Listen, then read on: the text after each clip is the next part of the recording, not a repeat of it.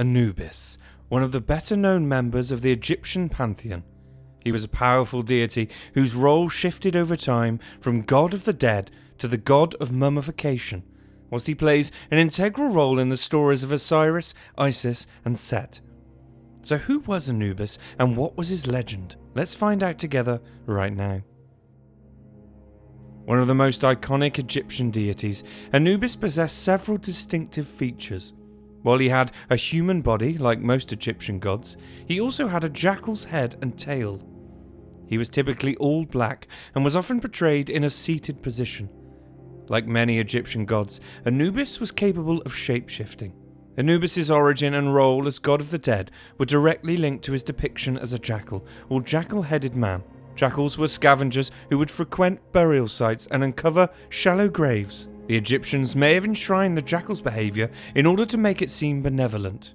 Alternatively, Anubis worship may have developed as a means to exercise supernatural control over jackals. If Anubis was worshipped properly, the jackals might not disturb the venerated dead.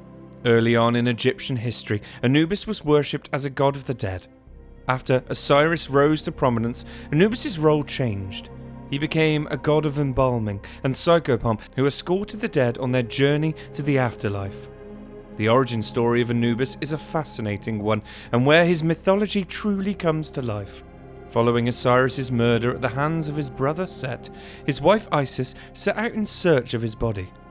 It was during this search that she learned her sister Nephthys had borne a child with Osiris.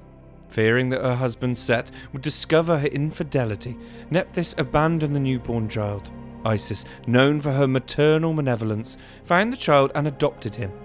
She named the child Anubis, and he thereafter served as her loyal protector. Following his murder, Osiris' body was ultimately destroyed. Whether or not it was chopped into pieces or simply subject to natural decomposition is irrelevant.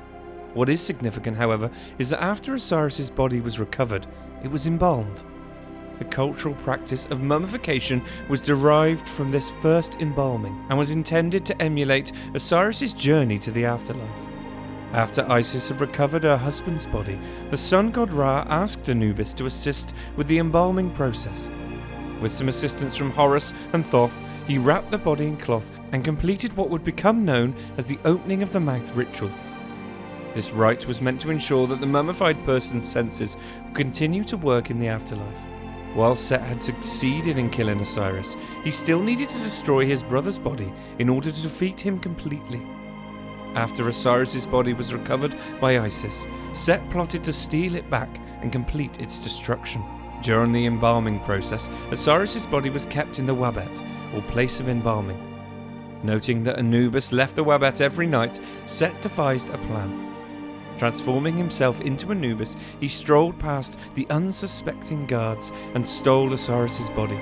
Set would not be able to make it far, however, before Anubis discovered the theft and set out in pursuit. In an attempt to ward off his pursuer, Set turned himself into a bull. The jackal god was not intimidated, however. Upon capturing Set, Anubis castrated him and imprisoned him in Saka, the 17th nome of Egypt. Not one to be deterred, Set escaped his imprisonment and continued his mission. This time, Set attempted to steal his brother's body in the form of a great cat. The plan failed, and Anubis caught him once more. The jackal-headed god punished Set by branding him with hot irons. This myth thus explained how leopards became spotted. Anubis then flayed Set and wore his skin as a warning against evildoers who would desecrate the tombs of the dead. Priests who attended to the dead wore leopard skin in order to commemorate Anubis' victory over Set. In later years, Anubis would become synonymous with guiding individuals across the threshold from the world of the living to the afterlife. He also took on a key role as guardian of the scales, where he performed a measurement that determined whether the person was worthy of entering the realm of the dead. By weighing the heart of a deceased person against Ma'at, or truth, who was often represented as an ostrich feather, Anubis dictated the fate of souls. Souls heavier than a feather would be devoured by Amit, and souls lighter than a feather would ascend to a heavenly existence. Thus, his legend was secured. The famous jackal god Anubis, lord of death and mummification. Hey guys, thanks for watching. If you enjoyed the video, don't forget to hit that subscribe button for more great stories. Cheers.